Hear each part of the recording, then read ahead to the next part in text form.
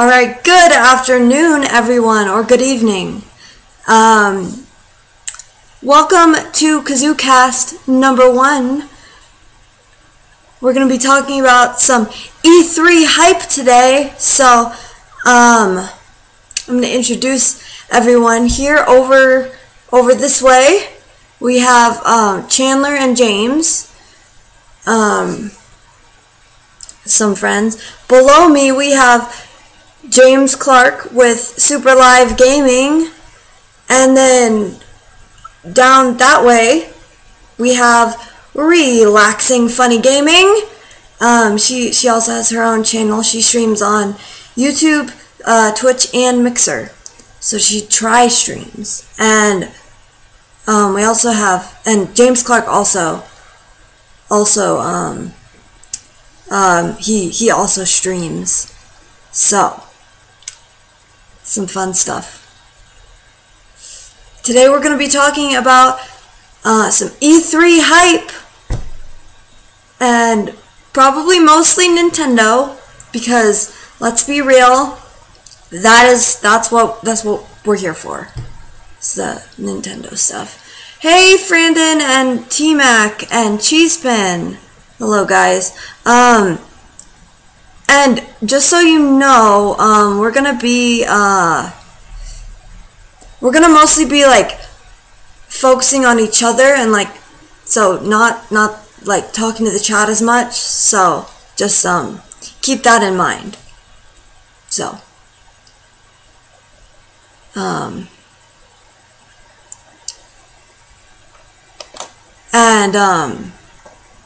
yeah, so we're just gonna get started on that then. So for our first topic of the day, I thought that it would be appropriate to talk about how we think that E3 is gonna start.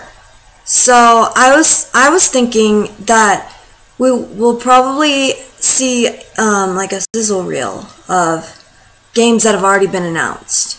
So what did you guys? What's that?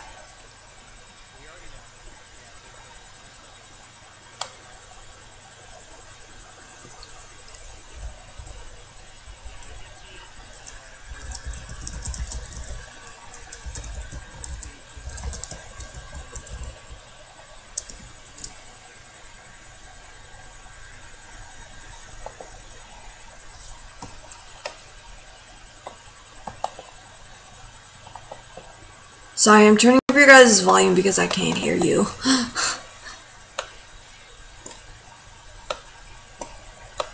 Okay. So sorry, what did you guys say again? I couldn't hear you. Well, we know for sure that Smash Bros. Will be coming out. Yes. Everybody has got their hopes, you know, in this getting released this year. So everybody's looking forward to that. You know, there was speculation before that it was going to be a, you know, re-release of the Wii U version. Yeah. We know that is not true. This is actually going to be a. So I know that we're probably going to see some more news about that at this year's E3. Yes. One of the things that I'm actually concerned about, though, is Nintendo going to be a new wave of amiibos related to Smash Bros. Game, or are they just going to flow with, you know, the existing which they had? So I don't know. Yeah, I'm not that if they're gonna, or if they're gonna revamp the ones that are already out, or maybe just add more. I'm really excited about those. It should be interesting to see, because I know, like in the trailer for it, Link was like in his Breath of the Wild clothing and everything. So it'll be interesting to see if they do a new wave of amiibo, if it reflects the new changes that some of the classic characters might have undergone for this new Smash. true. Yeah, I could definitely see like with new characters, I could definitely come. I want to know what new character. Oh, Silence is going to be if they're going to like go back to having a subtitle, or if it's just going to be Smash. That's what I'm really excited about. Oh yeah, or like Smash for Nintendo Switch. Yeah. Yeah. Yes. The I don't know. Did you guys catch the silhouettes in the image for that Smash Brothers trailer? The what? I mean, you know, some people, you know, because they used the silhouettes from the image in the teaser to say, oh yeah, I've definitely, seen a lot of definitely the analyses silhouettes from of the character. Smash Bros. Some people want Ice Climbers to come back. Yes. Yes, that's true. I don't know how you guys feel about that. Yeah, I think a lot of people want Ice Climbers. I think a lot of people want Snake to return as well. Now, that'll be interesting. I mean, if Konami were to come back into a Smash Brothers game, you know, they obviously have to be part of that decision-making process. Similar to that, it'll be interesting to see, like how there's the DLC for Cloud, who's from Square Enix, to see if Cloud will come back, or a lot of the other DLC characters, if they'll make a return. I'd wonder if you know, Square Enix would be interested in reintroducing Cloud. Maybe they have another character that they might want to reintroduce, other than and I forgot his name. He's one of the more popular West Dragon Warrior characters. Yeah, maybe introduce him instead of Cloud. You know what I mean? A new Square Enix character. Some light in Smash Brothers. Oh, that would be interesting. Yeah, that would be pretty cool. Yes, Waluigi. Brandon Frank says Waluigi in Smash Bros. Yes. yes, that'd be cool. I agree. I think this will be the Smash that Waluigi shows up. So You I think so? There's been a future demand for him. So I think.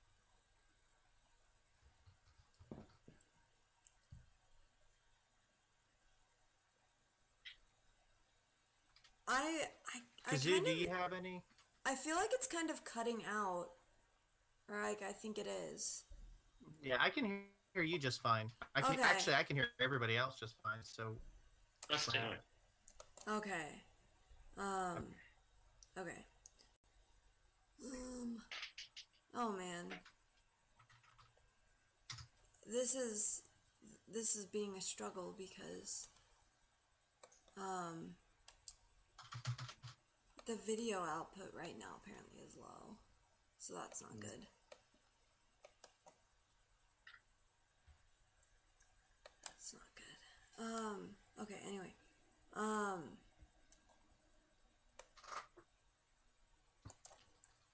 Yeah, I think it'd be funny if they put Labo Man in Smash. Oh. And they could do a Maybe. Labo Amiibo. Maybe as an assist trophy. I don't know. Yeah. That would be. What would his power? What would his powers be? Though? That's true. Yeah. To like fall on people. That would be yes. His final Comes smash down could be to the get paraglide. really big and then just fall over on top of everyone. Do you guys think they will have ARMS characters in Smash? ARMS. I think we'll get think so. an ARMS character like Spring Man.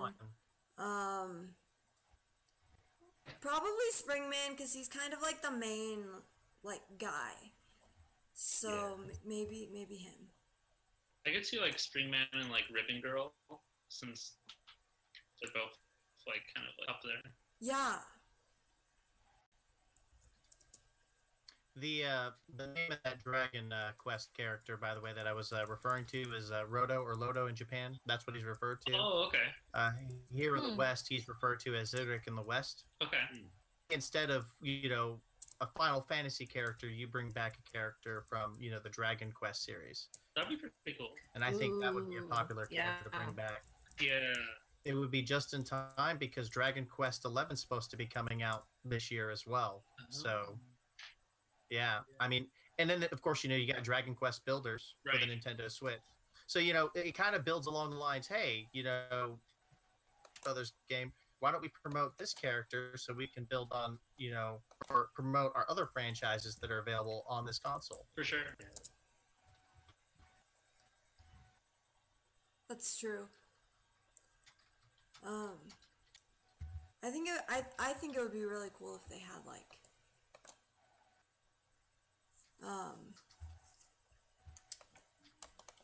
if they had ARMS characters in Smash.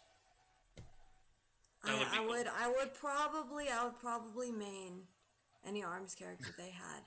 I would like to see Lola Pop. Like, that's my girl.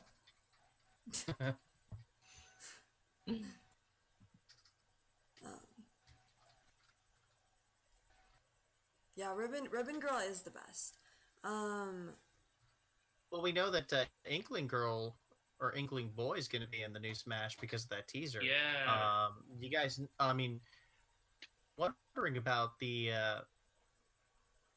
what they're going to be doing as far as their fighting moves are concerned in the game. I mean, we've seen what Mii Gunner does and what Samus does, in the previous Smash Brothers, as far as because they usually use ink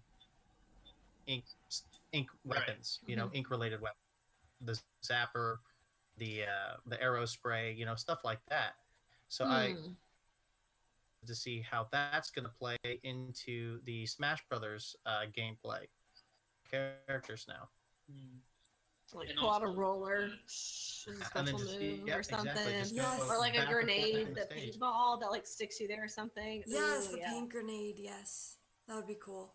Yeah, I mean, because Splatoon is it's basically a fighting game, kind of it's a shooter. It's definitely a fighting. Yeah, it's a shooter game for little kids. Yeah. Or geared towards them. I mean, it's fun for all of us. Yeah. I'm a big kid. Paintball. Oh yeah, we're all big kids. Hello. This is true. That's definitely true. It'd be cool to see all the different characters if they'd put a thing of paint on their backs and have that in the game. Yes. As a different type of way to play. Ooh, that'd be so cool. Oh, that'd be a good item, kind of along the lines of the bat or the hammer and all that. That'd be a cool item to put on the ink pack and then just start shooting ink everywhere. Yes. But yeah, what I was gonna say, it probably wouldn't be too difficult for them to transfer over moves and weapons from Splatoon to Smash because they're both basically fighting games more or less. I know Splatoon is technically a shooter, but... And I would imagine, if I'm picturing the Inklings kind of moveset, I would imagine, their kind of, recovery jump would be them turning into a squid and then just, shooting up. Oh, that would be so cool. That would be cool. I would like that. That would be fun. Yeah, it would be interesting to see what they do to kind of incorporate the squid moves. What did you say? No, I said it's going to be interesting to see how they incorporate the squid mechanics. Yes. For the Splatoon moves. Yes, it will be. It will be interesting.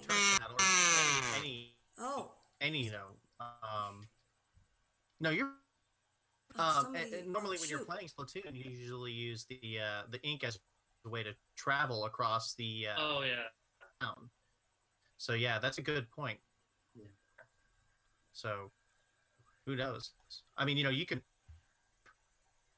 wherever you want to go, but mostly if you're gonna play, a Splatoon game, you're gonna ink the ground first, and then that's your way of traveling across the stage. Oh, that would So be that's cool. gonna be another interesting. That's actually very, very interesting dynamic right there. That is. Do you think that they wouldn't be able to, like they wouldn't be able to move if they didn't have their ink down? I could see maybe the ink gives them an advantage. Like, I know I could see it being like where if they shoot ink down, they can have like a fast dash across the stage. Maybe It might affect the other players though. Okay. Yeah. Oh. The other players though. Oh, that's or the true. other they step in the ink, they might get slowed down. Oh yeah. Just playing it. Yeah. Yeah, I would feel like that would be kind of unfair to the other players too, because like if you can shoot ink everywhere, like in any direction, like the characters are gonna be slowed in. So There's a lot of potential factors to consider. Yeah. The moment they did that teaser, it's like, wow, they're okay. So now that this is a playable character, like, what are they going to do? How are they going to fight? Yeah. How are they going to move in the stage? How are they going to affect the other players when they use that ink or that ink bomb? So it's all speculation at this point, but hopefully, as we'll get some more, info on that. I would imagine the ink bombs would at least slow the other characters down. Oh yeah. Or cause a lot of damage. Yes. They got like a couple of variations, like one that's like more damage focused and one that's more geared toward like slowing people down. Oh yeah, that would be pretty cool. Your final smash will be interesting too. Like, they could do the what's the like one gun that shoots out all the rockets again? Yeah, but I mean, they could incorporate like those into the game. Like, have different ones, maybe a random one each time you get the smash ball too. Yeah, that's another thing. What do you guys think their the final smash get that smash ball? I think it looks something similar to what we see the inks Splashdown. but you go into the air and then you dive down and then you just cause a whole yeah. I don't know. Yeah. Inkjet thing where you're flying on that on the rocket. That's what I was Oh, saying. yeah. Yeah. That would be kind of similar to like to Diddy Kong's Final Smash, where he gets the little rocket and he shoots like the peanuts out. Oh yeah. Mm-hmm. Yeah. And then I could definitely see the ARMS character's special smash being like the lightning punches. Or they could get like yeah. the headlock. Oh yeah, like their charge powered up attacks. punches. I have to play that game. I haven't played ARMS yet. It's Oh, you have to pretty play ARMS. Yeah. I don't have it yet, so yeah. One of these days I'll do it. Best They Switch have their game. demo on the eTalk too, and I feel like I kind of get my arms Your fill with the demo. I mean, I don't know. You just said, what did you say with the demo? What? I feel like if I were to purchase ARMS, I probably wouldn't touch. But with their demo, I kind of get my fill of ARMS. Oh, really? Yes, ARMS. ARMS. Best Switch game, 2K19. 2K17. Oh wow, that's game. I don't know if it's exactly the best game, but it is good. It's good. It's going up I like against it. I like it. Um,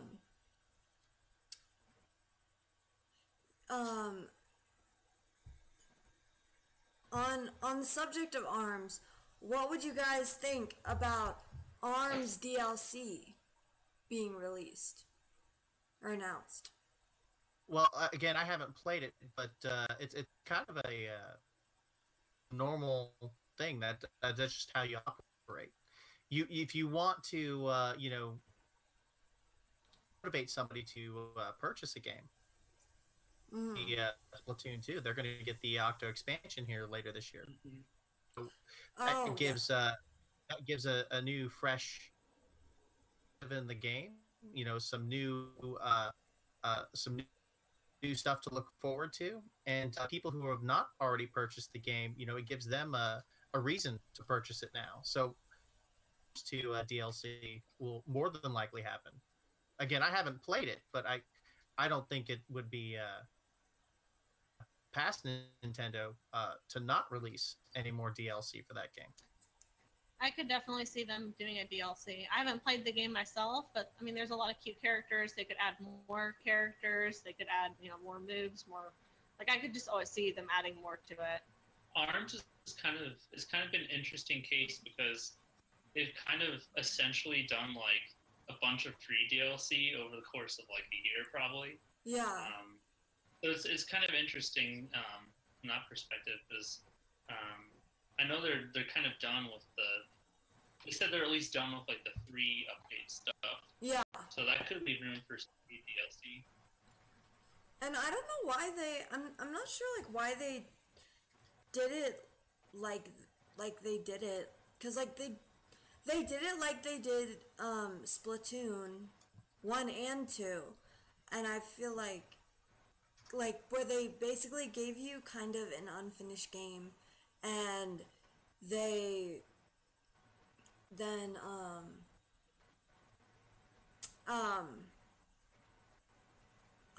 and they would update it with every so often with more with more content. So I feel like that's kind of what they did with ARMS. Yeah. And I don't know why they did it like that. Fresh. What? Oh, definitely. I heard someone else mention earlier today. I was watching something else, and I heard a really good point that it helped keep the hunt for ARMS, and they kept like, oh, we have a new character this month. Oh, we have a new character coming out next month. Yeah, it helped keep the interest. Yeah, I think some people like that, but then I think some people also really don't like that.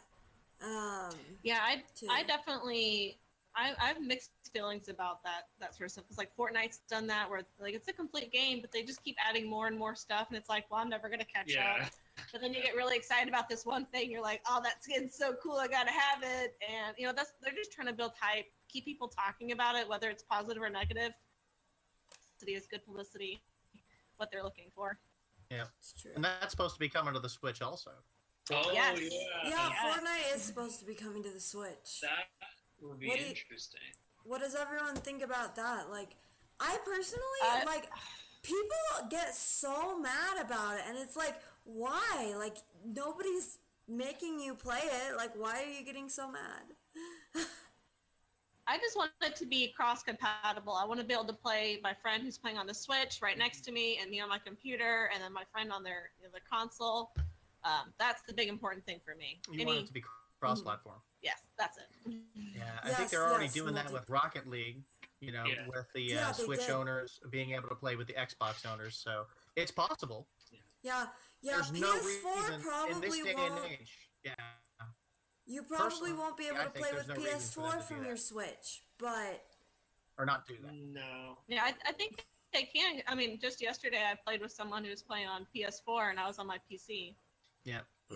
yeah. So the whole we can't cross-platform. Yeah. The thing Out is, the though, that window now. for some reason Sony doesn't want anything to do with Nintendo for crossplay, and It's Nobody the knows remnants why. of the Sony Nintendo PlayStation. What? Well, I think you're going to see. I think you're going to see more games where people are going to be able to play with other owners, whether it's PC, console, or this console, an Xbox One, and a Switch. League already shows that you can do cross platforms, and day and age, I think there's no excuse to not do that. Yeah, I mean, really, there isn't. None.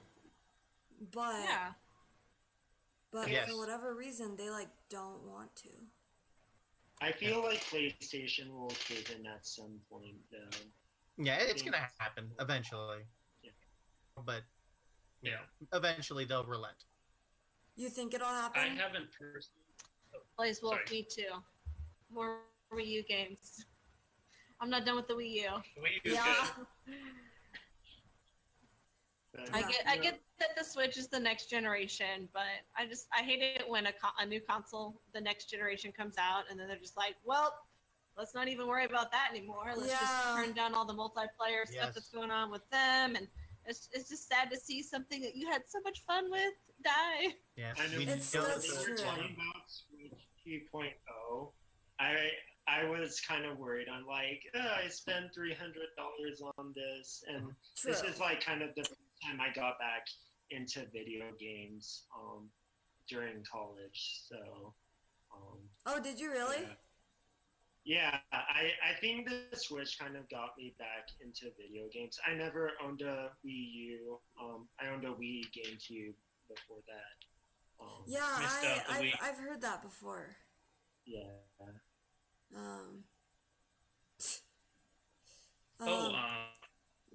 Mirage Leonard on Twitch, welcome by the way, says Final Fantasy VII will come out when I'm 75 and in a retirement home. Hey, Probably though. Yeah. I'm not. I mean, the whole re-release, remaster of Final Fantasy VII. I mean, mixed feelings about that. I'm actually worried, as in particular, and they say because of them doing this, right? Are going to do it episodically, and it's gonna pan out. Didn't they say that they wanted to do it episodically?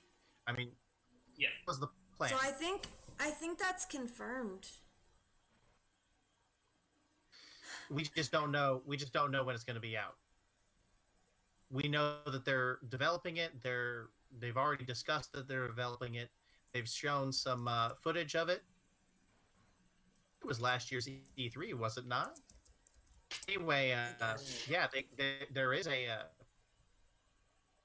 Do you think it could ever someday, when it finally does come out, do you think there's ever the possibility of it coming to Switch? Since I know with the other Final Fantasies, 15, they've got its PlayStation and Xbox, or it's left beyond just PlayStation. So it's really hard to say. I mean, if we're gonna get any Final Fantasy game on the Switch, it'll probably be the pocket version of Final Fantasy 15. Oh. You guys have seen that one, right? Yeah, No. Yeah. Yeah, it's I forgot what it was called, but they showed some footage of it. I saw an IGN video.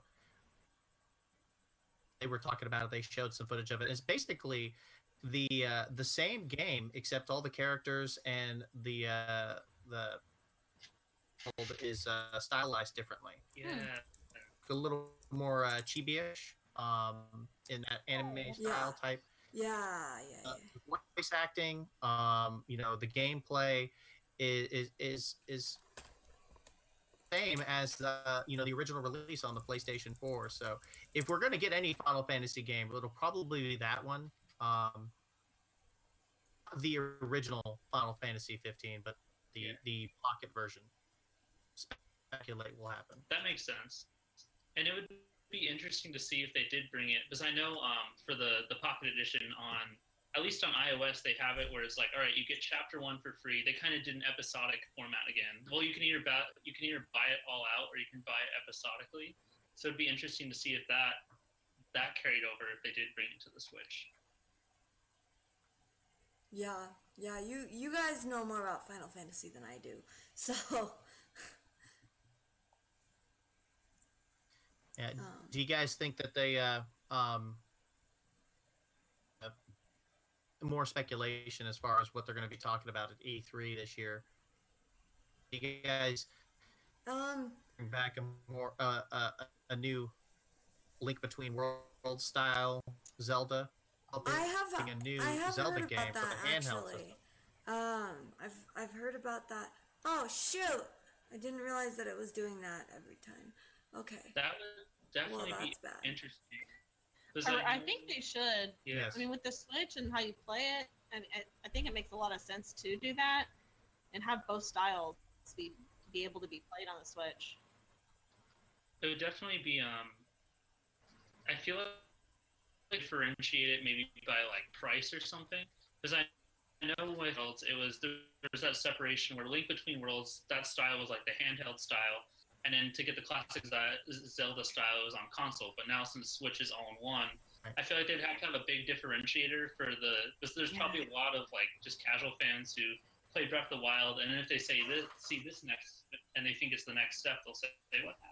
So I feel like they need like a big differentiator. So you're saying like the hardcore fans won't be able to be like, this is not how they're not going to realize that no, it's a different style, but it's the same type of game, and that it's an adventure game and puzzles and all that, but they won't be able to appreciate that different styling of it. Yeah, well, I was thinking hardcore fans will get it. Yeah, I was thinking using existing artifacts from Link Between Worlds would probably shorten their development time.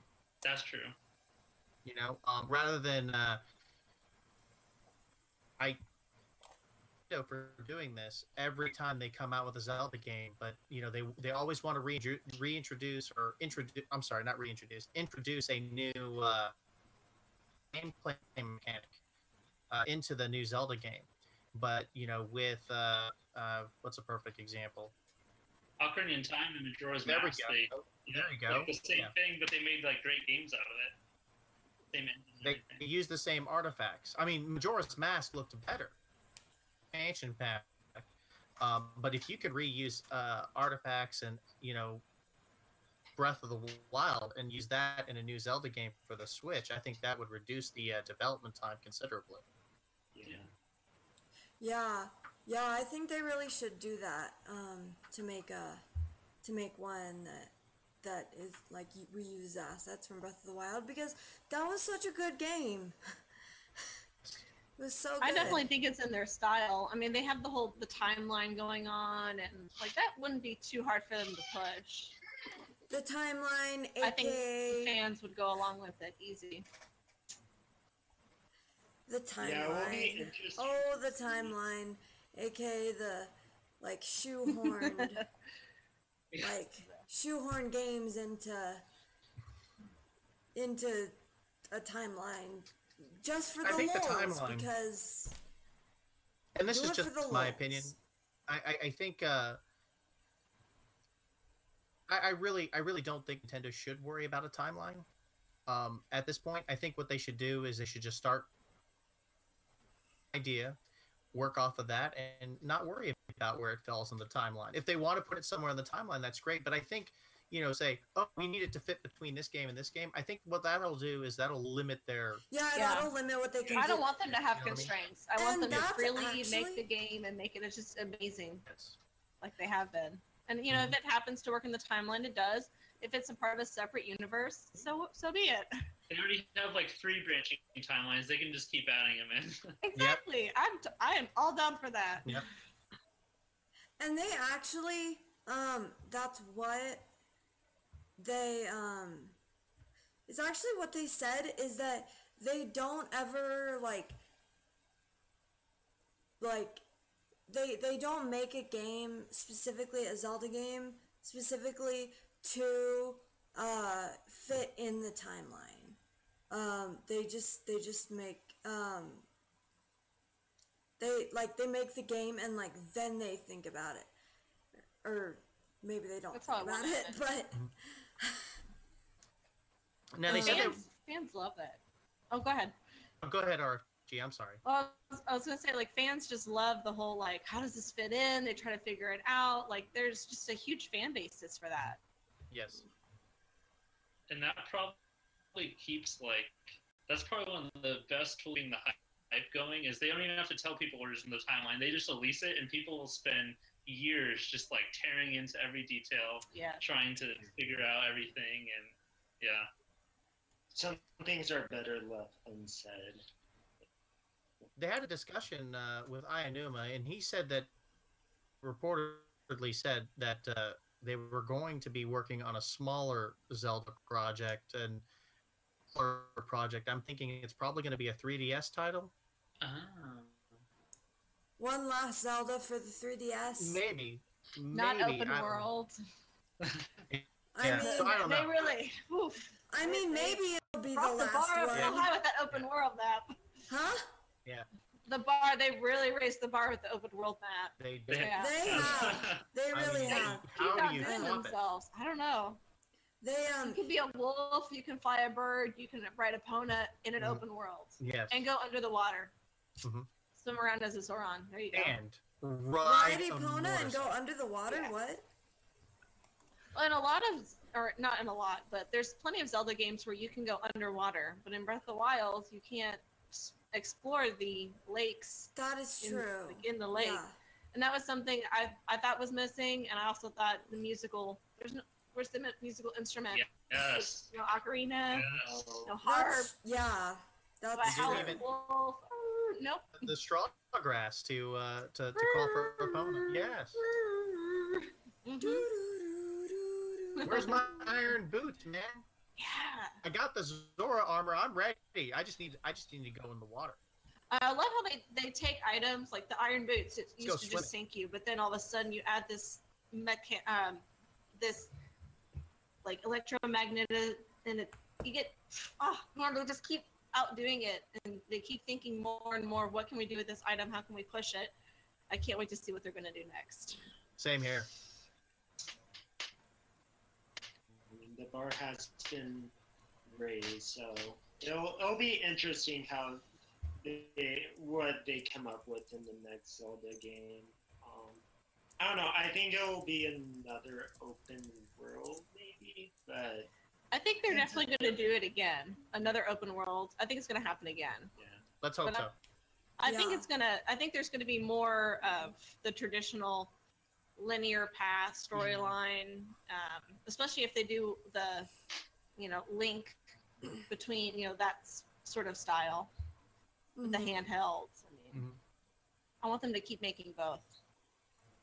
Yeah, it's interesting though, because do you guys think that the last the last year of support for the 3DS is gonna be next year, like 2019, and then it's gonna be like done? Or wait, actually, have they announced? I think they might have announced a game for 2020, or did they not? I do know that they have. I do know that we know for a fact that the Wii U has reached end of life. They're not manufacturing that anymore. They're discontinuing access to the Wii Shop channel. That's going to start next January. I mean, it makes sense for Nintendo to, discontinue support for existing consoles, especially. Well, let's look at the 3DS. How long has the 3DS been out on the market? It's been 7 years. Same family. 7 years. 2011. And it might be time either for Nintendo to making a newer handheld system, or this could also happen. I'm not saying it's going to. Maybe they're going to just concentrate all of their opportunities or their handheld franchises and versus creating a new handheld. That they don't do that, because that kind of limits innovation. Because when you're only concentrating on one, which is the Switch, if you get another, maybe a replacement console for the 3DS, you can see not only more games, but you'll probably see some new innovation. I think from a business standpoint, it can make sense to focus on the Switch so that people move to the Switch. But as you said, James, like, you're going to put all your eggs in one basket. you're kind of missing out on other opportunities. So I think it's a, it's a 50-50. What are you going to do? I can understand both perspectives. I want them to keep doing all of them. Yep, me too. Don't focus on the Switch. Do it. Bring Do the it all. Wii back. Oh no. It's worth it. It's worth it. I don't know, just because I feel like I kind of want them to focus just on the Switch, because I don't know. At this point, I'm kind of done with the 3DS. Like maybe not like. For me, it's like, so after playing so much Switch, I'm like, oh, I never want to go back to the 3DS. And then the other day, I picked up my 3DS and I was like, oh, I love this.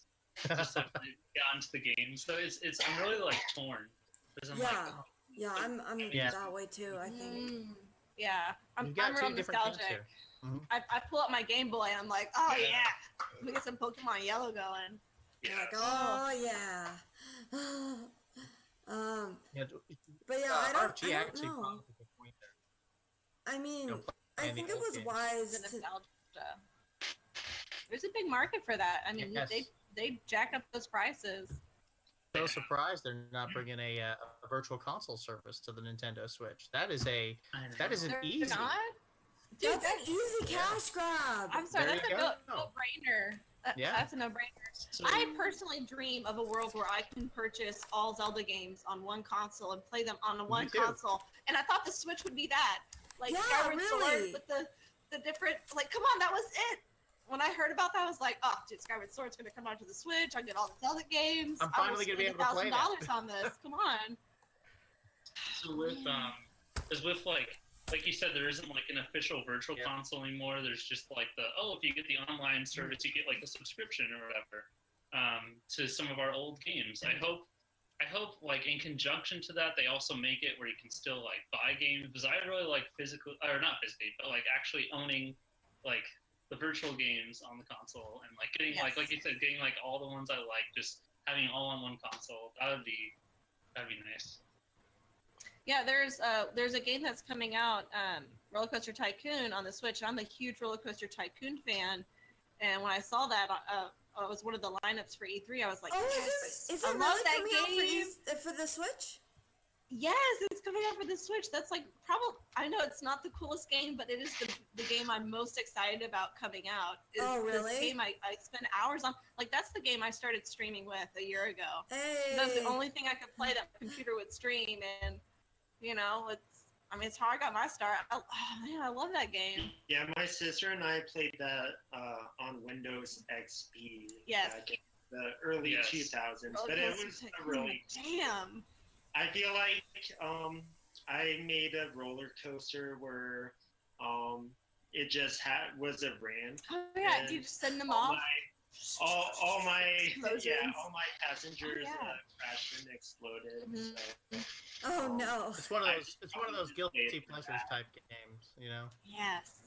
They need to start bringing back because when you said Roller Coaster Tycoon, that reminds me of, because when I was a kid, I didn't have any like home consoles. All I had was like the family PC, so I'd always play like all the the CD-ROM PC. I still have my CDs. I have my CDs. I keep them. They need to bring like a really? PC, like a classic PC collection to Switch. That would be. The what? Dude, there's online websites with classic PC games, but it's not the same as like, all right, I own this. I'm not just using a website. Just don't tell anyone kind of thing. Like, oh yeah. And anything I stream, I like to own. Like, that's just it's just part of it, you know. It's my game. that makes sense. So we're talking about new games that we would want to see, or what we think we're going to see on the Switch this year. What do you think? Ghost Trick 2! Ghost Trick 2! Just the Switch or all consoles or any console? Switch. Ghost Trick 2 for Switch. Or not even Ghost Trick 2. Like, they can make a remaster of Ghost Trick and just, make it HD. That art style would not be hard, I don't think, to make make it look good. Like look at what they did with Wind Waker, and then they made that HD and it looks super good. They could do that with Ghost Trick. I know that Ghost Trick is not like cell shaded or anything, but still, it would be great. And then they could do like the remake of it, and then they could release that with a sequel with a whole new cast of characters and a new story. Ghost Trick. Mm-hmm. I know they won't though because Capcom. Right. Well, yeah, that's a Capcom decision. I'm kind of excited about the Mega Man game that's gonna come out. Mega Man. I don't know if you guys ever played the classic Mega Man games where you get like the scissors or like that's pretty nostalgic for me. Oh yeah. I don't know if Kirby's coming out onto the Switch, but I mean, I think it is. The new Kirby game as well would be really cool. I can't wait to see how cute that's gonna look. How are they gonna pull it? Yeah. They're gonna be coming out with a new Yoshi game too. Yes. Yes, the new Yoshi game looks hype. I remember last year at E3 they did the new trailer for Yoshi, or like the trailer for Yoshi right after the Metroid Prime 4 announcement. I think we're gonna see. So I think we're everybody gonna was see like more info freaking on out that. about Metroid Prime 4, so they missed Yoshi. But honestly, I was more hyped for that one. Yoshi. Yoshi, yeah, for Yoshi. Yes, thank you. Dude, Triforce. Yeah. Triforce and Max, you're talking about Kingdom Hearts 3 and Spyro. Those aren't going to come to the Switch. And it's such a shame. They should. Like, What? Kingdom Hearts 3, come on. Yeah, Kingdom Let me Hearts get 3 in and my Spyro pocket. Remastered, they're Spyro, not. I They're think not. I think Spyro is coming though. I think Spyro You think is so? coming to the Switch. I Spyro think it was will. listed I could really see it be pushed. Well, we Spyro have- was listed on the Nintendo's UK site for a moment, and it was taken down. So I think it's more. There's a better chance it's coming than not. There's what? A better chance it's coming than it isn't coming. As 10 to 15 or 16, they announced. I guess GameStop has between 10 to 16 new SKUs for potential Nintendo Switch, and they could also be Nintendo Switch accessories that'll be coming out in the near future. But if they are, specifically for game titles, Correct me if I'm wrong. I would Correct kind of me be if interested. I'm wrong, but were those all $60 price tags on there? You listed the price tags. We just know that there are 16 SKUs at that GameStop has posted for Nintendo-related products. So they could be accessories. They could be games. Speaking of accessories, I remember in like one of the first Switch trailers, they show people in a van and they have their Switch mounted on the back of the headrest with like a Switch holder thing. Do you think they're ever going to come out with that Yeah. for the They car, did. with the seat? That You need makes to get sense. that. Yeah. For kids, parents. Yeah. What? I'm kidding. That way they're not looking down. No, it's bad for your neck. It's bad for your posture to like be looking down all the time. It playing is. games It or really being on your is. cell phone. That's why they mounted those. Some cars or some vans they have the monitors mounted on the back of the headrest of the driver and the passenger. Mm-hmm. Yeah. Yeah. So yeah.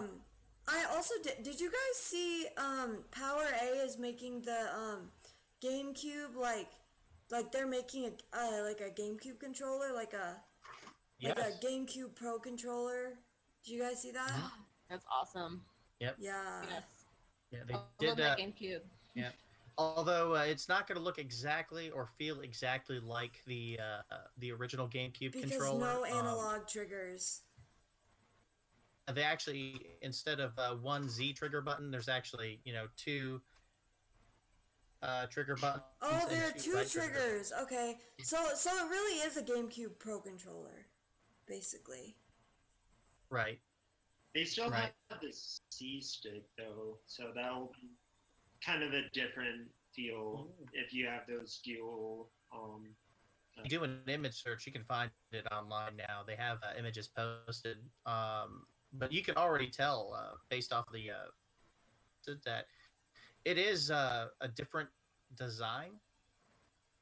Grips are a little longer than the original GameCube controller, so it is bigger in a way. It is bigger. So it's bigger than the original GameCube controller? I was talking specifically about the hand grips. Oh, the hand grips. Okay, gotcha. Gotcha. Okay. Yeah. And then I guess cause yeah, now we know that they added that update for a little while ago, like a couple months ago maybe, of to let there be GameCube controller support on the Switch. Yeah, you could take the it was Wii U, but you can take that same adapter, the USB GameCube controller adapter, and you can use it on the Nintendo Switch. Yes. Or a controller, I think, uses USB. Yes, the USB the USB GameCube controller adapter. Yeah. What you said. It seems like I wonder if they'll come out with like an official Nintendo USB dongle.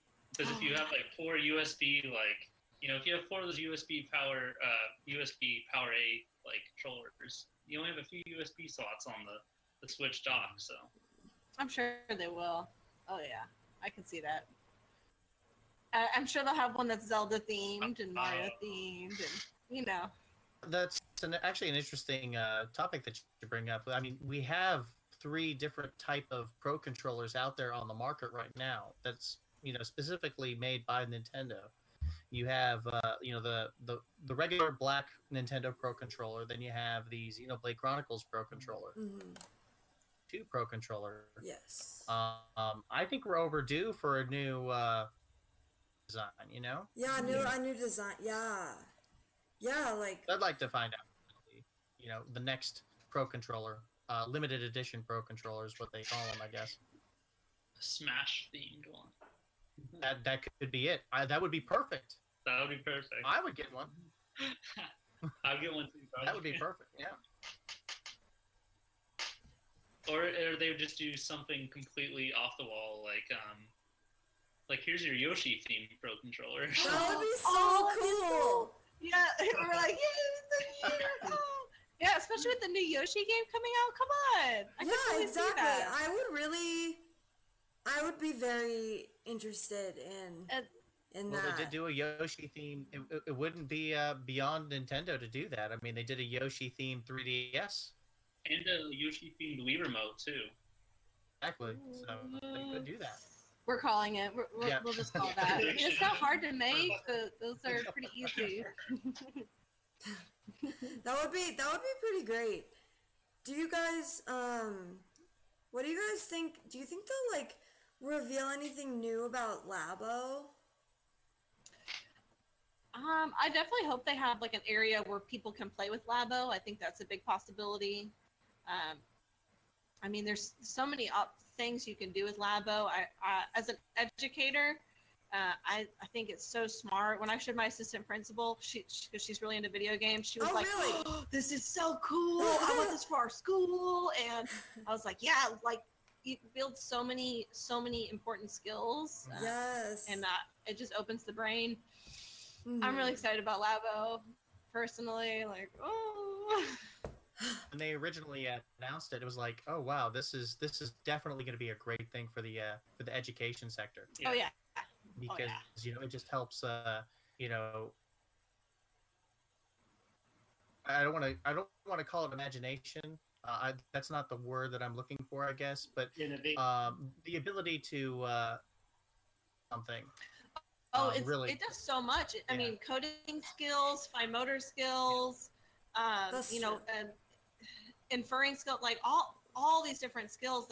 It's so hard to teach, or it's hard to get kids excited about that. In Labo, automatically makes it really cool because it's like a video game. Like, yeah, right now, education just happened. And it's not You're like having fun. It's not like a No, it's not. educational video game. It's like actually cool. Oh yeah. Like I could see kids that used to think the piano is, dumb, going in there and being like, oh. Yeah. And the robot, the fishing, and like, oh man, there's just so much. I really hope they make more. There's I mean, it's limitless at this point. Yes. I mean, the That's true. sky's the limit. They could come out with some new stuff. They have the piano. They have the fishing version. They have the one with the robots. Who knows what they'll come out with next? I mean, we may just have scratched the surface. Maybe Nintendo's just waiting for produce more or the Labo franchise. I think it'd be cool if Legos and Labo got together. Oh, it would be. It would be. I just want to put that out there. Like, that would be pretty just cool. went off right here. Great idea. Yeah. Something like, I could see. Somebody get on that. Get Nintendo on the phone. Email them. Yes. True. Going off that point, I think something that would be really cool would be if Nintendo releases another variety kit, but they have their fans submit designs into them. So what? I think that's a big possibility. Yeah. I think that's a huge possibility. I'm sure they could hold a contest, and you would have, several thousand of responses and ideas out there. I mean, cardboard, you can find cardboard everywhere. Yeah. To me, what's amazing is, I know when I was younger, I never imagined, well, of course there was, computers in school, but I would have never imagined, an actual, game console being used in school. But now with Labo, there's kind of, that possibility. Wow, you're actually using, your game console. It's really interesting, the doors it opens up. It's very limited. Working at a school, we do have some what seems like a game, but it's actually teaching coding skills, or it's teaching a typing skill. There's definitely, it's very limited, and I definitely see this opening it up. I just hope there's a way for it to be accessible to all the different school districts out there. Yeah. All the kids, oh man. That's true. It could really. Yeah. Yeah, and that is rapidly changing as well. I mean, you're rather than spending the money on textbooks, they're purchasing iPads and stuff. iPads and Chromebooks. Oh no, they don't do laptops anymore. They just do iPads now. Oh wow. Yeah. Here locally, they do the Chromebooks. Oh, Chromebooks. District. Okay. Yes. Okay. Because they're cheaper, they're more affordable, but you're going to see a lot more, these type of technologies into, or the education sector. And I wouldn't be surprised if, what RFG mentioned actually, happens right away, not tomorrow, maybe not next year, but. That'd be really cool. Yeah. That would be cool. So we're still on the subject of games, right? As far as games coming to the console, the Switch. Yeah, just the Switch console. Okay. So Resident Evil 7 is going to be coming out for the Nintendo Switch, but it's going to be a cloud-based game. Yeah, in Japan, that's coming out in Japan. Do you think it'll be announced for the West? Reason why not? I think what they're going to do is they're going to test the market there. What's the soft opening kind of thing? Yeah. Probably. What's the cloud-based aspect of it? Mm-hmm.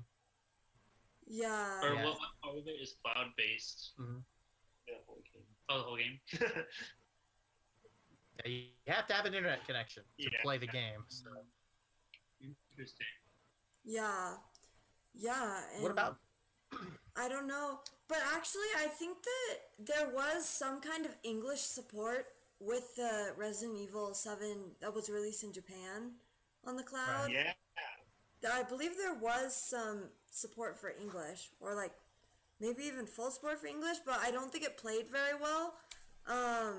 Probably because the servers are in Japan. Or at least I would assume they're in Japan. Are they in Japan? Yeah, I would think so. Yeah. Well, I'll and the reason why I was bringing that up is is the first and one of the things that I have been waiting on hearing from Nintendo is, hey, when's that VR headset going to come out? See a Switch, in a VR headset. Oh. Yeah. Is a virtual reality game. I mean, it's preferred that game's played in virtual reality so that you get that whole immersive experience. That is true. That is, yes, that is true. So, in the past where they had made some sort of head unit, of course it's not, because, everything on the internet, every leak, you have to take it with a grain of salt. Yeah. These schematics of a headset where you put the Switch's Joy-Cons into this headset, and of course you use the Joy-Cons as a controller method. Yeah, like you put the little tablet in the headset, and so the only thing to that though, when I think Reggie said it kind of late last year, but he said that the Switch wouldn't be focusing on virtual reality support, which I hope he's like kind of just lowering the hype. So if it actually releases, it's just like boom. But yeah, I don't know. I think they would hype it up. I think they would talk about it more. Yeah. I wish what you're saying would happen, but I just don't see it. And technically, I could be wrong, but it seems like it'd be very difficult for the Switch's hardware to pull off like the type of VR experience that you could get on like PS4. Like boom, but for the reasons why I think they would hype it up. That was like, so if they're going to do it as a cloud service, like a cloud-based game, answer to the limitations. So again, this is.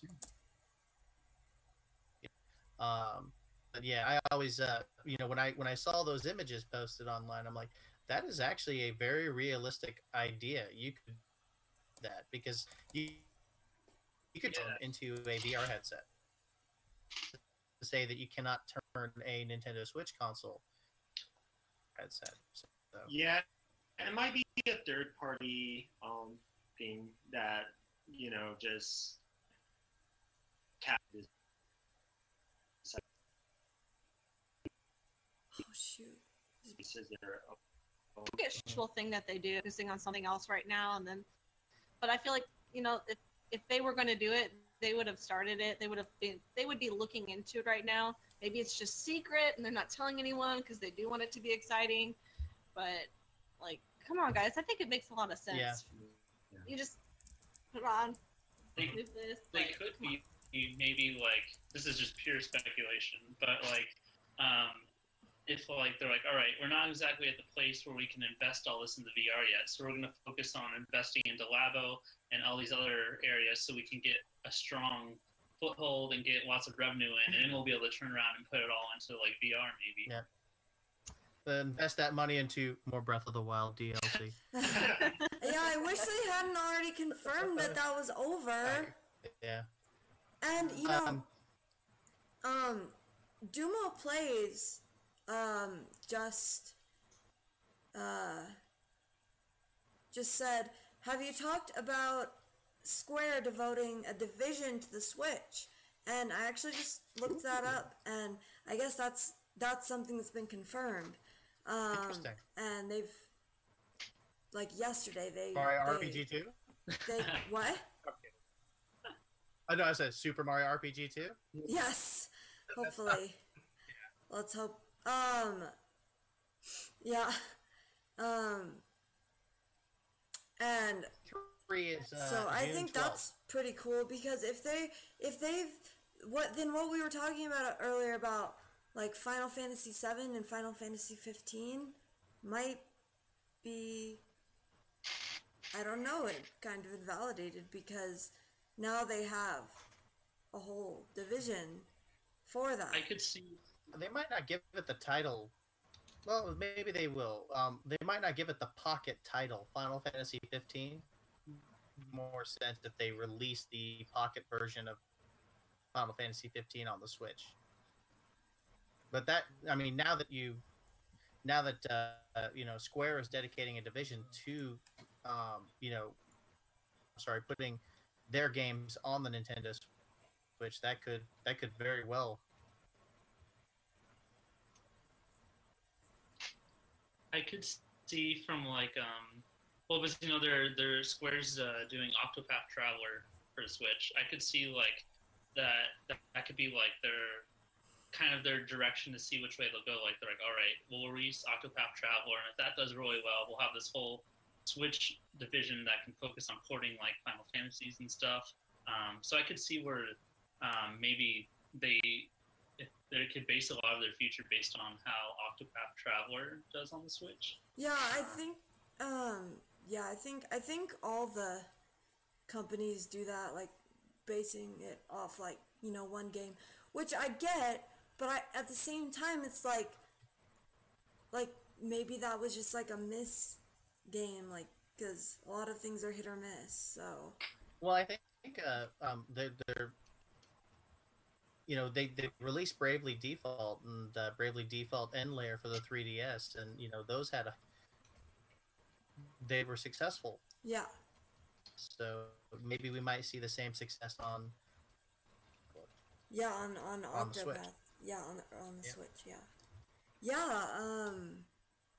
Either way, it's good news, because I mean, it can mean like we're getting a bunch of big ports from Square Enix's main games, which is good. Or it might mean we're getting exclusives from Square Enix, which is still pretty good. So it's good news any way you want it. So Star Fox Grand Prix? Ooh. Is that going to be a thing? Ooh. Yeah, I feel like, I don't know. It just, I mean, like, obviously it's like a rumor, like a leak, but I got to put this out now. I just really don't feel motivated about that. Kind of, it disappointed me. It just did. Yeah. So they're saying they're going to be doing a Star Fox Grand Prix. I'd rather see a new F-Zero game instead of a Star Fox racing game. That's just my opinion, though. yeah, and that was rumored. The new F-Zero, a new F-Zero has been like rumored like to be in the works, but and it was rumored to have been like pushed because of this new Star Fox Grand Prix, if that's happening. So I don't know if, like, obviously we don't know if it's happening, but I feel like if it pushed F-Zero, I feel like people are not going to be happy about that, because there are a lot of people, like, nobody really asked for Star Fox Racing, but a lot of people have been asking for F-Zero. And yeah. Personally, I feel like I would, if they're gonna make a new Star Fox, I would rather see it be, because I'm like a pretty big Star Fox fan. I love like Star Fox 64, and then I love Star Fox Assault on the GameCube. Assault, I played the heck out of. So I too was disappointed with Star Fox Zero. So I feel like if they do another Star Fox, they should give like the traditional, or at least some of the traditional gameplay, like another shot. Go back to the roots. Yeah. You try to give it like another shot. The Zero wasn't like the best. So I personally feel like if they're making a new Star Fox, they should try to just give it a new shot. Yeah. So Star Fox Racing, it's like, well, that's okay, I guess. But I don't know. We'll have to wait and see. Yeah, it doesn't really excite me or motivate me to want to play that game. Yeah. And I definitely don't think that'll be a system seller. Yeah. Probably. They are going to do a Sonic racing game. Oh, yeah. I might get that. Go I was fast. hoping Gotta it go was gonna fast. be like Sonic R on the Sega Saturn when you race on foot, because they were showing like the R and all the previews, just the R, and I was like, is it gonna be like the Sega Saturn one? But it's in cars, which is still cool. It looks pretty cool. I mean, the thing is, if Sonic wanted, he would obviously win. So the car's a limitation for Sonic to give the other characters more of a chance, I think.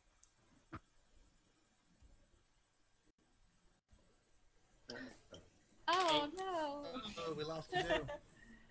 Kazoo! We're still here, Kazoo. Oh no! Think they'll make a N64 mini this year? Ooh. April. That's about the time they announced the man. SNES mini last year. So I have mixed feelings about that. Yeah. If it were ever to come out on the Switch, which I don't have high hopes for, since it just looks like right now they're just gonna do the NES classic game online service. Yeah. I think I might wait and see and get one, but then again, with NES and SNES classic stocks, that's kind of gonna be hard to do. So, but yeah, go ahead. Yeah. I was gonna say, I wonder why. And I want to promote these mini consoles. They're bringing back the NES Mini later this year. They're taking pre-orders for it This looks like right now. I don't know internet. if the pre-orders ran out. And the SNES Mini, you know, I've seen that getting regularly restocked at local Targets where I'm at. I mean, I could go there right now and buy another one if I wanted to. NES Mini's going to come back, so I wonder if that had What any is effect this? in Nintendo to do What is this if the it's not Virtual Ethernet? Console on the Switch. So I thought that was kind of Oh my god. I didn't think of that. Yeah. yeah. But then again, they're doing these NES online games, NES games. We don't know what they're all going to be. We just know that hey, these games are you're gonna be able to play with your buddy. NES game only, you know, there's other people around the world with your friends, and you know, I'm not excited about that. I mean, you know, I appreciate Nintendo saying, "Oh yeah, we're going to bring back these games, make it online, you can compete with your friends," but that just doesn't as much as saying, "Hey, Sword on your Nintendo Switch Virtual Console, yeah." I mean, that sounds a little more For sure. of a selling point than just Yeah, like I'd like to see the new Assassin's Creed game be VR, and I think that'd be really, really cool. oh my god, That- yeah, that that's a would, good like- point. Well, when I would play the new one, yeah. But that'd be so cool, right? Next. Yay! Hey, Kazoo.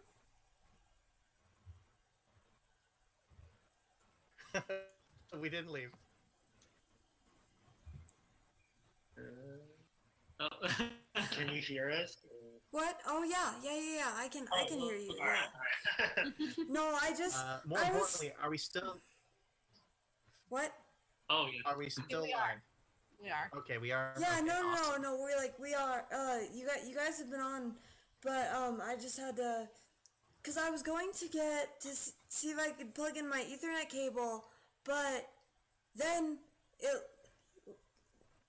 apparently my Ethernet port that I thought was an Ethernet port is not an Ethernet port, so, cause I'm in my kitchen right now, so, anyway. She was just talking about Assassin's Creed as a virtual, and that just, I mean, the light bulb. It should happen. Assassin's Creed on the Switch? I mean, they could do. No. I mean, we were just talking in general about virtual reality game. I mean, they did Resident Evil. VR, yes.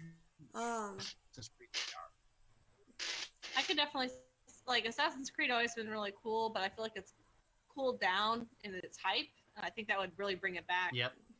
Yeah, I think. Yeah. I agree with you. Except for, cause they've that one game has been heavily rumored. Assassin's Creed Odyssey. Yep. Which yeah. I don't know why they're calling it Odyssey, because like Mario Odyssey, so I don't know why they're calling it that. But it's crossover. It's the newest crossover. That's like the Mario rap. Dude, they never show the face. It's because it's Mario under the mask or under the hood, right? Yeah. Yeah. So as we know, that's heavily rumored, and it's probably gonna happen. But they just released Assassin's Creed. They just released one last year, so like I don't know. I thought I would have thought that they would take this year off, and yeah, I am hoping they don't rush. They're not rushing this game, because I feel like some of the Assassin's Creed games have been rushed in the past. Like the first one just blew me away, and then it became more of a letdown. And Black Flag really brought it back. And then I'd really like to see them take their time and make a really quality. I still don't know what's going on in the real world with the main character. I don't know what happened with him. I couldn't follow the story. It was so confusing. It seems like they kind of took like the Call of Duty mentality, where it was like the yearly release, just like kind of. It doesn't fit the game. It just doesn't fit that type of game. Yeah. I mean, when you look at EA Sports games, like they're released every year, but they have like the same kind of content. With like a game like Assassin's Creed, that's kind of a hard task to release a game each year. So yeah, I don't think they should. Well, with Call of Duty, they have different different development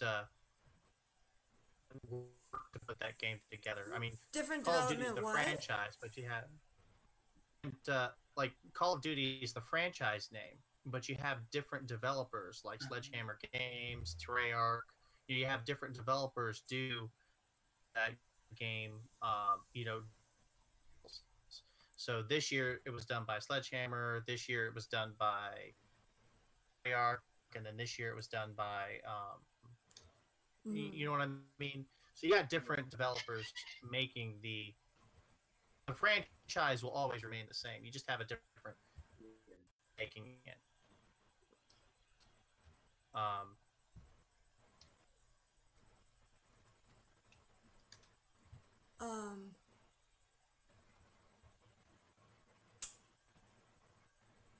Along the lines of bringing Assassin's Creed back, I really hope they announce some new like Star Wars games to kind of bring like Star Wars games back. Because I mean they've had like Battlefront, which I haven't played those, but I miss like back in the day they used to have so many just Star Wars like Rogue Squadron and there's Star Wars racing games, story games. There's a bunch, and I do see one Star Wars game on the docket, but they do have the Star Wars Battlefront.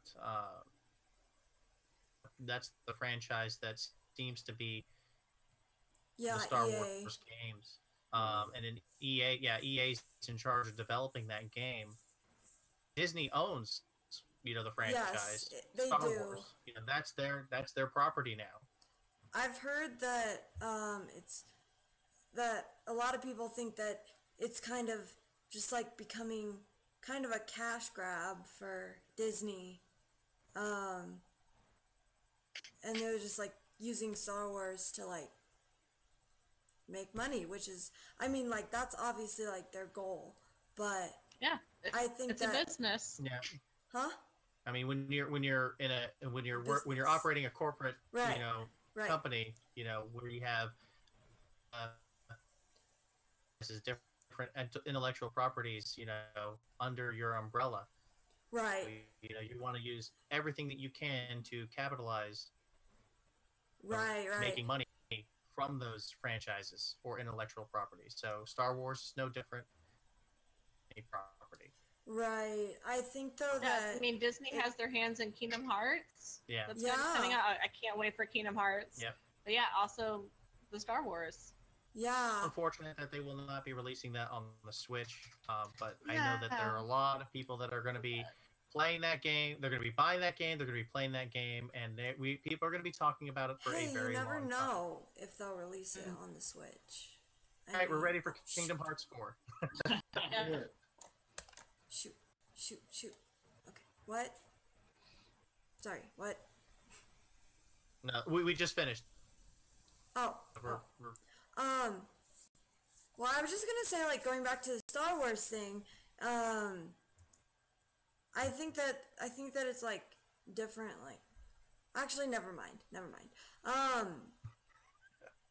Anyway, do you guys think that we're gonna see anything about the online service for at E3? Probably they might touch on it. It won't be as much as when they first announced the Nintendo Switch, and then when they previously about the online service and store for it. Those NES games. I mean, they'll probably remind us. Yeah, by the way, don't forget. Starting in September, Nintendo's new online service will start. You'll be able to save your games online through the cloud for our game saves, which is great. Touch up on those classic NES online games. But I don't think we'll hear too much about that. Yeah, because I'm thinking they're going to be charging for that service. Yeah, I'm thinking that they won't talk about it during their presentation, but they're like pre-recorded like presentation. You'll probably see people asking about it during conversations or during interviews. Yeah, true. Yeah, that's true. And then also, I'm thinking maybe like during the treehouse, maybe, and I think we might see some more games, some more of the games that are coming with it. I think that because I think that because this is like a E3. Like, I know they've almost made it more of like a convention in recent years because of allowing it to be open to the public and everything. But E3 is really like a trade show for the industry. So I feel like it'll be more focused, and I feel like it usually is more focused on the actual games and not like the online service or like other things that like aren't specifically games. So you're saying they're gonna get away from like showing different technologies and move into just video games? Yeah, I mean, I don't think they'll be like showing like peripherals. Well, okay, they might. I don't know. I just feel like they don't usually show things that aren't strictly like actual games. It just seems like they don't. Yeah, any electronic entertainment. That's pretty much what E3 stands for. Yeah, exactly. Yeah, the Electronic Entertainment Expo. So Labo better have a big booth. Yeah. Nintendo, you've been warned. Yes. And they need to do. Oh, sorry. Oh no, go ahead. I was gonna say, no matter what, they need to have Labo Amiibo. Just I don't know how they do it, but they need Labo Amiibo somehow. All the Just Labo piece of cardboard Amiibo sticking off of the stand. People will buy it. People will buy it. They will. Buy it. Oh yes. Yes. I have several friends that collect Amiibos. Yeah. Nice. Never removed from packaging. That's what they say. Do you guys know of any franchises, like any favorite franchises of necessarily have to be Nintendo? For example, Pikmin or Punch Out. I don't see Punch Out because we just got ARMS released last year. Oh, Punch Out! I heard a rumor about. Yeah, but a Pikmin game Yeah, might be the more Pikmin. realistic. I don't know. Pikmin 4 has to be done, right? Because they were like Shigeru Miyamoto said it was done like 4 years ago or something. So Really? something like that, or that it was like really close to being done. So I could have seen, like, I could see them like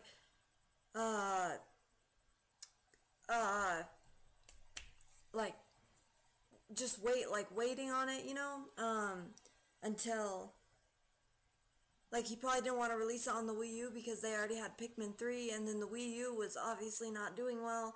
So I could see them like wanting to wait for the Switch. So maybe that's why we haven't seen it yet.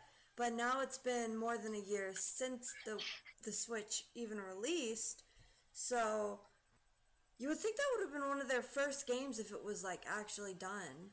But maybe they're just trying to cuz like they've been trying to like space out all of their major releases, like one game like every month or so. Well, right. Yeah, I mean, Nintendo has had better strategy as of late, and I think it's them learning their lessons from, the release schedule that they had then. Their strategy going into this has improved significantly, and we know that it's improved because, the sales numbers tell us that. Yes. We could probably expect to see something.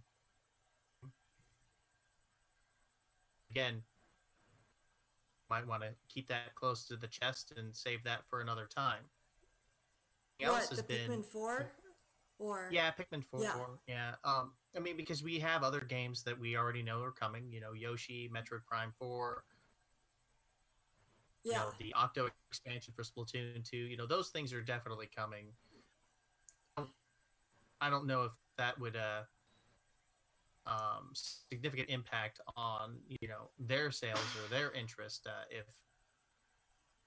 came to the forefront. So, do you guys think wait and see what Nintendo does. Do you guys think that the Octo expansion will be shown off at all during the during the tournament specifically?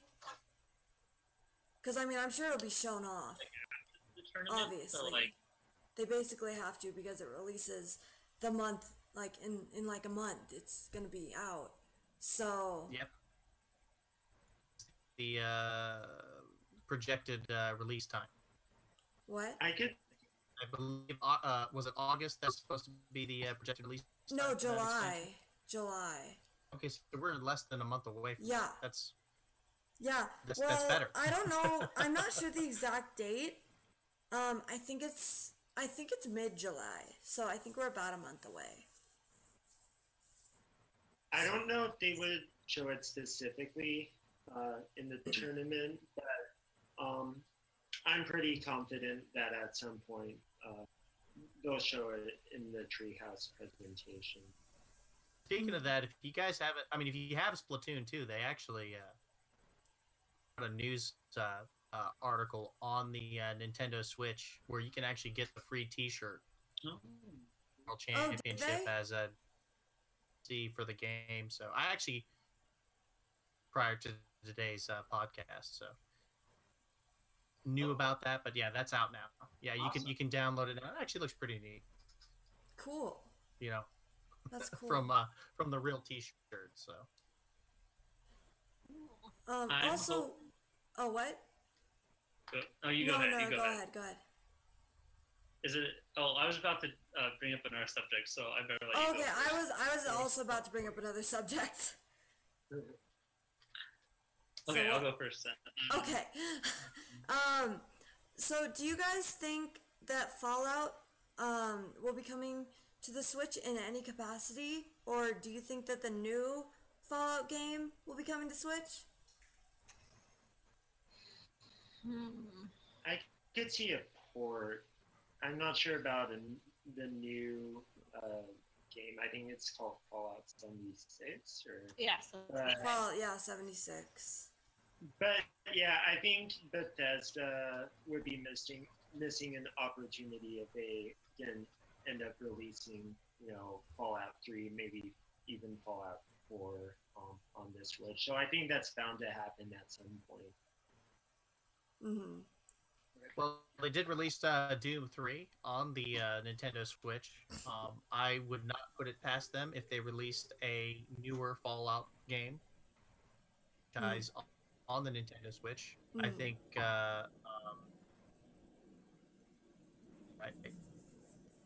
I think Bethesda knows that the potential is there, and if they want to take advantage of that market, they would definitely release a newer Fallout game for the Nintendo Switch. I think it's going to happen. Oh, Yeah. I'm just not sure how technical what the specs are for the new game, so that might be an obstacle they might have. So I'm thinking maybe port. They might go to like a port instead of that. But if the game's not, if it kind of has the same specs, I think they could probably release a game. But I think either way, Fallout 4 is probably due for release on Switch. I misspoke, by the way. I meant Doom 4. What? I misspoke, by the way. I meant Doom 4, not Doom 3. Oh, okay. Yeah, I didn't know which Doom it was because I don't really play Doom and games that involve scary things. So, yeah. Speaking Looks of good, that, although though, not Animal Crossing for the Switch. What do you guys think? Is it coming? Oh man. I know my wife loves it too. What? Crossing. We love Animal Crossing, me and the wife. Yeah. It is a great franchise. I definitely think it will come eventually. I don't know if it will come out next year, but I feel like that's got to be in the works somewhere. Oh, they no, already it's have definitely in the works. Like, well, also, another reason that it might not come out potentially is that the Animal Crossing team is the team that the same team that works on Splatoon. So I don't know if because of the Octo expansion coming out that they might not be like doing an Animal Crossing, but at the same time the Octo expansion is not a whole new game. It's just, it's an expansion, obviously. So maybe then, like, because of that, like, maybe they are. Maybe they would be. Maybe they would have enough to show, like, what they've been working on. I guess is what I'm trying to say. I think it's definitely gonna be at next E3. I think Nintendo might not show it at this E3 just because they want to kind of save. I think Animal Crossing is they have a really big following with that, and it's one of their more like it's one of their probably popular franchises out there. So I feel like next E3 they can it's something they can generate more hype with an Animal Crossing than and kind of save it for later. I agree with you. I think they could definitely announce it later and still get a really big audience for that, just because it's got just a huge following. I see it getting its own Nintendo Direct. That big of a franchise. You could see what they may not like Animal Crossing. Animal Crossing Direct, yes, I see that happening. I actually agree with that. Yeah, because they did have an Animal Crossing Direct for the mobile game. That was last November, though, November 2016. Yeah, so we haven't heard from Animal Crossing in a while. I mean, my wife, she tried out Pocket Camp, and she prefers the 3DS version. Oh yeah. Does yeah, it just doesn't it doesn't have the all around experience that we were all expecting in game. So you're just kind of limited games with that version. Of smart device releases, they did discuss coming out. You guys remember that, right? The Nintendo for iOS. Yeah, for mobile devices. Yeah, Mario Kart Tour. Oh, that's going to be the new Mario Kart 9. So yeah, I screenshots. We haven't seen anything, definitive on that, except that it's in development. What is in development? Did you say? Yeah, Mario Kart Tour is in development. We know it's coming because it was brought up at a Nintendo board. Oh yeah. The mobile game. Yeah, they said fiscal year 2019, right? 2019. So that could be anywhere from. They said okay. They said Wait, no. What did they say? Fiscal year 2019? So that could be. I'm pretty sure we're in fiscal year 2019 right now, aren't we? Oh no, October 1st. What? October 1st. We're in third quarter fiscal 18. We're in third. Wait, no, we're not. Wait, what? Because no, the fiscal Nintendo year. The Nintendo cycle is from March to March, or because fiscal year. Oh, I get so confused on these fiscal years. It's coming. Oh, I'm looking. Mario Kart Tour is coming.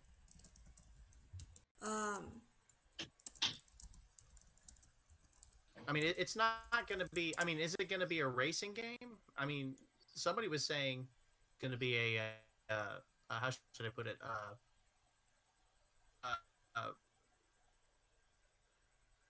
Basically building a cart, and then once you're finished building the cart, it goes out onto the track, and then depending on how well it performs, so you're not actually doing the racing, you're actually building the cart, and then depending on how you built it, your character rides it. You get to see how it performs, and then it comes back, and then you go and you tweak it again until you get better and better and better. That's interesting. That sounds pretty interesting. Let me see here.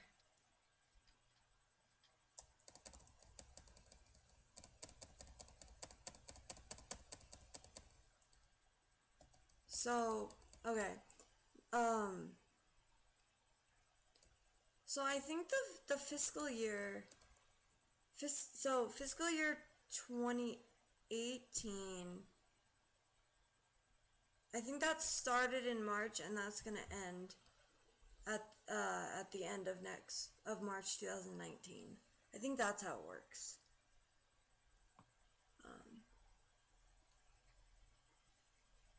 But anyway, I'm sorry. What were you saying about? Oh no, I was just commenting about what was posted online in regards to what the gameplay is going to be like for Mario Kart Tour. A mobile game, so we know that it's going to be limited. You're not going to be actually doing this and this. You're actually going to be building the cart. You're going to be assigning a character to it, or you're going to be assigned a character, and then depending on how you build once you're done doing that, it goes out, it races, you get to see it race, and then it comes back in, and depending on how well or how bad it does, you modify the cart again. So, and speculation, we won't know anything until we get closer to its actual release date. Mm-hmm. That is what I've been hearing online. I heard that too. That's so cool. We're coming up on. We're coming up on. Are we gonna have a lightning round now? What was your plan? Lightning round. I don't know. Whoa! I'm ready. Okay. Lightning round. Type your questions in the chat. Actually, let me look at the chat For Can I say one more? Can I say one more point before we go into this lightning rounds? what? Yeah, you guys start typing and at this point. Yeah, I was go gonna ahead. say I hope so. They recently announced Pokemon Let's Go Pikachu and Let's Go Eevee, and Yeah. I kind of hope to see a lot of that because I'm curious how it's gonna end up. So I hope we get a good look at that at E3. Yeah, I'm sure I'm we really will. excited about the interactiveness. Yes, Yeah. me too. It's really a game that's going to bring my phone and the Switch and all that to come together. Yeah. I'm excited. I am not a big myself, but for the first time ever, I am actually interested in playing. It's never happened before. I was like, oh, Same. it's another Pokemon game. Same. Another Pokemon game. This is the first year in actually buying and playing a Pokemon game. Same. It looks really good. I feel like it's going to embody a lot of what the original creators of Pocket Monster or Pokemon Pocket Monster, what they wanted. A way to go out, capture these monsters, trade them, battle them, level them up. And I think this is just going to bring it together and get them so close to that ideal image, that ideal dream of Pocket Monsters. Pokemon. I don't. The Pokeball controller is going to be something. Ooh, That looks yeah. awesome. Yeah, that great. Pokeball controller is pretty neat. You can take them with you in the Pokeball, and they make their cry. Or Yeah. I don't get how that works though. Like where the woman's like rubbing her Pokeball. It's going to be very interesting carrying that, I didn't get carrying that around the office. Yeah. It's like, what is that? Oh, it's my Pokemon. That would be pretty great. I'll have a ringtone for the battle music. I'll just play it whenever I'm like, oh, all right, let's battle now. Yes. All right. Dumo Plays asks, which E3 presentation are you most excited to watch? Nintendo. Kingdom Hearts 3. Kingdom Hearts 3 for me. I want to just know about Kingdom Hearts 3. I want to see more. So you're most excited for the Square presentation? Yeah. Smash. Yeah. What about Smash. you, James and Chandler? Smash. What? Oh, I'm pretty excited for the Smash presentation. Yeah. So I would Nintendo's. say, Huh? I would say, mainly excited for the Nintendo presentation, Oh but yeah. I might also tune into Bethesda's too, since I think they'll have some stuff out for the Switch, and they have really interesting games too. And James, other James, what about you? Other James here. Hello. Well, me personally, I mean, and we always remember the big three: Sony, Nintendo, and Microsoft. Oh yeah. But RFG, she mentions these third-party developers. We want from Sony, Nintendo, and Microsoft, but we got to remember the third-party developers. They're just as important as well because they're the developers that are going to be putting these games on these consoles. So I'm very interested to hear what Square Enix has to offer, and hopefully they're going to be releasing some newer games on the Nintendo Switch. From the big three, what I would like to see is something from regards to more information about Smash Brothers. Sony, if anything, I'd like to hear if they're going to be releasing anything more in regards to their virtual reality sector of games. And then from I would like to hear if they're going to be releasing anything related as well. I mean, you'll probably see the usual fare of your first person shooters. Drives the business. That's what keeps these companies going. So you'll see more first party, more discussion about first. But hey, who knows? They might throw in something new out there, kind of like Lost Horizon. Oh man, they should do Roller Coaster Tycoon on the Switch, and then make the Switch VR, so then you could ride the roller coaster. Yes. Oh man, that's just. I think if Sony That idea blows my mind. I think if Sony has a wireless virtual reality set they come out with, that probably won't be till the PS5. I think that would be a huge game changer for VR. Yeah. Do you guys think that the I mean, in regards to the life of these consoles so far, do you guys think that we've hit or do we really need an Xbox 2? I mean, I don't even know what you would call. Yeah, the Xbox 2. I mean, or a PS5. Have they outgrown? My question is, has the video games outgrown what that console can do for them? Yeah, that's. And I think once that happens, then they should upgrade. I really don't want to see them do it prematurely because I just hate having to spend another, $400 on a console. Yeah. I'm still having fun. Yeah. Yeah. And they've already kind of given the current generation the little boost it might have needed with like the PS4 Pro and like the Xbox One Pro or Scorpio or whatever it's called. Yeah, I think that the Pro was a smooth transition to get a little something nicer, but I don't want them to come out with something all new. Not yet.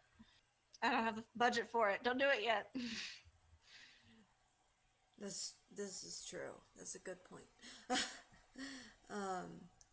See, They want to do keep gaming. Do you think Microsoft will bring anything interesting? Well, I'm expecting to see some new Sea of Thieves content in Microsoft's presentation. One thing I think they might do is Halo. Which Halo? Halo 6 now? Oh. You think they'll do Halo? It's okay. I've lost count also. Yeah. As far as releasing a new system for Xbox, yeah, I'm not quite sure. I know they're supposed to have like one of the bigger presentations out of like the big three. But yeah, it'll be interesting to see what they have in store. Brandon Frank wants to know if we want Waluigi to be in Smash 5. Hey, I mean, why not? Like another character to choose from is always good. I want Baby Mario in there. I think Waluigi will be in Smash 5, but he will be relegated back to a assist trophy status. Yeah. Do you think that'll really happen? As maybe as a kart racer or in Mario Tennis Aces, but I don't think there's enough vested interest in the character, at least not yet. But he's an assist trophy. Oh, well, and he could be. He does have an amiibo. It is from the Mario Party line, but yeah. He does have his own amiibo. Oh, Dan the Man, you totally could have been in this. Oh, dude, Dan the Man, it would have been awesome to have you. Oh my gosh. Dan the Man. I totally would have invited you, but I don't know. I couldn't think of anyone to, like, be on here. I don't know. I had a hard time thinking of people. Like, Rella, I just asked her, like, yesterday if she wanted to be on. So I didn't plan super great, but it's casual. Ooh. Oh, shout out to Eddie. Well, actually, no. What? What'd you say? No, I was about, for anyone interested in horse racing, I was about to say a spoiler for the Belmont Stakes, but real life stuff. Yeah, real life stuff. Yeah. Oh. Wait, what did you say? Wait, what did you say, James? Shout out to who? He was talking about the horse races, the Belmont Stables stuff. So I was like, oh.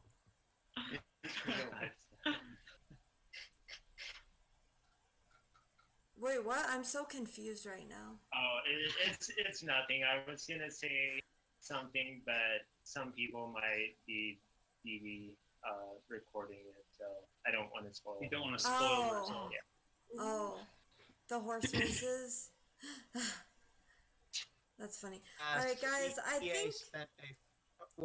think we should answer this last question from Dumo, if you don't mind. Yes. What is that? EA spent a fair amount of time on a mobile game. What were your thoughts on that?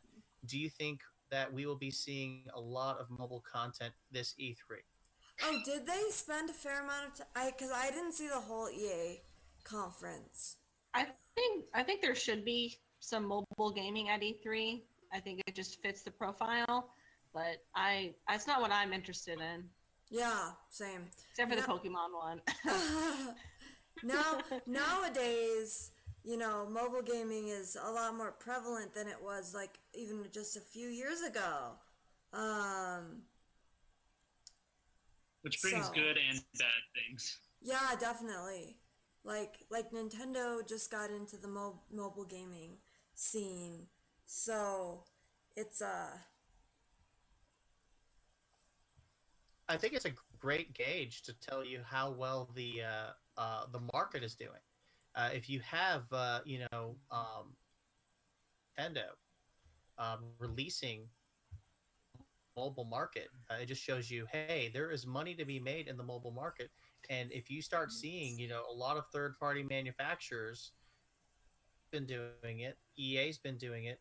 They've been releasing a lot of games on the mobile Play and the Apple Store, and people are buying them, they're downloading them. So I think it makes sense, just like RFG said, to talk about these things during E3 presentations. Hey, by the way, on mobile, so you can download it today from this device or from this store or the Apple Store. So I think you're going to see more of that in the years to come. I think it'd be really cool if they brought out a bunch of the vintage games, like the games I used to play in the 90s, and like bring out those games that you could only play on the computer with it, the up, down arrows and side to side arrows, and bring that to the mobile, because I feel like my smartphone could handle it. I would definitely pay $10 for, playing that nostalgic game. Yeah. I mean, I'd bring it to my mom and be like, Mom, look at this game. And she would just be like, oh, we used to play this for so long, and I can really see that branching through the generations, because kids are so they're always on their phone nowadays, and then you've got the people, the older generation is like, oh, dude, this game back in Tetris, like they have that for like Tetris. I mean, come on, I want more. Sega's kind of has kind of been branching into that. They have the Sega. I forget what it's called, Sega like Classic. They have some line of Sega Ages, something like that on Android and iOS, and they've released like a lot of their Master System and Genesis games and Dreamcast games like for free, so you can play them like on your smartphone. More of that. Let's do more. Yeah. Yeah, that would be a big booth for that at E3. Yeah, because I think the retro games, they're like, a lot of retro games could probably be handled by the phone. Like, phone could probably handle it. So. Well, Square Enix has already released most of their Final Fantasy games from the Super Nintendo and the Nintendo. They re-released them on devices, so we know it can be done. Mm-hmm. Yeah, and I mean, even Ghost Trick was released on the iOS, and like Phoenix Wright, and those were DS games. So we know that the phone can handle them. So I say, why not release older games? I agree. Why not? The Switch could handle all the Zelda games. Why not? Yeah, I mean, unless they would think like, if they're like inundating the market, which I could see, but I don't know. Yeah, but I do think it's a good idea overall.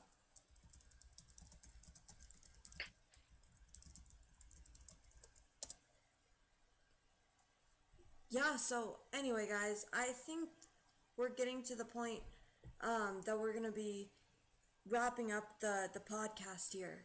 So,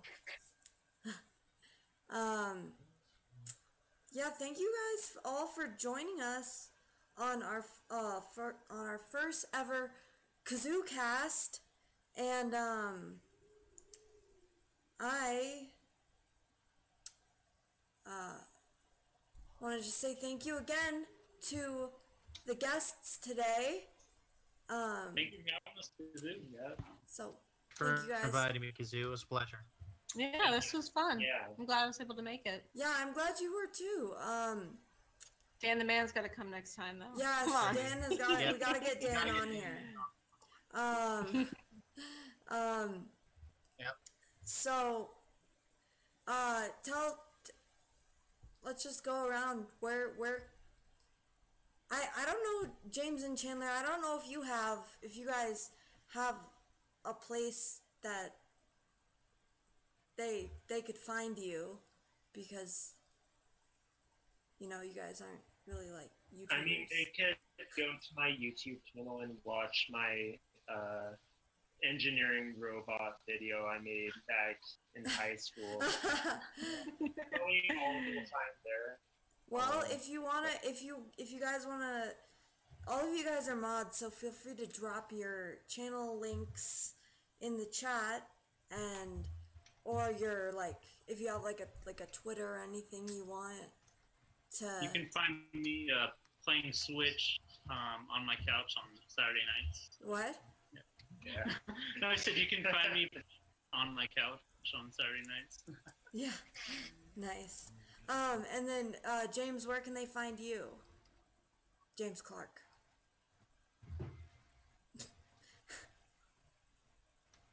I don't remember. I'm sorry. What? Sorry. I So think that was my mine's. fault. I think I have one. RFG, if I remember. It's RFG. Coolio. All right, so we got all those. James and Chandler, do you want to get your links in the chat? Because you guys can post the links because you're mods. So. Honestly, I don't really have a link. Yeah. I I mean- just see more viewing for actual videos, so yeah.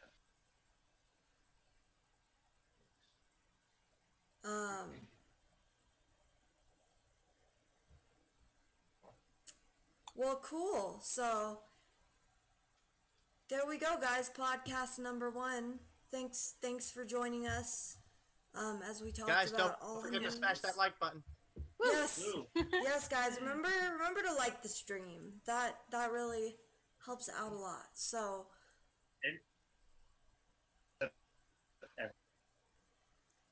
So. Or in this stream. So, yeah, thank you guys for joining us, and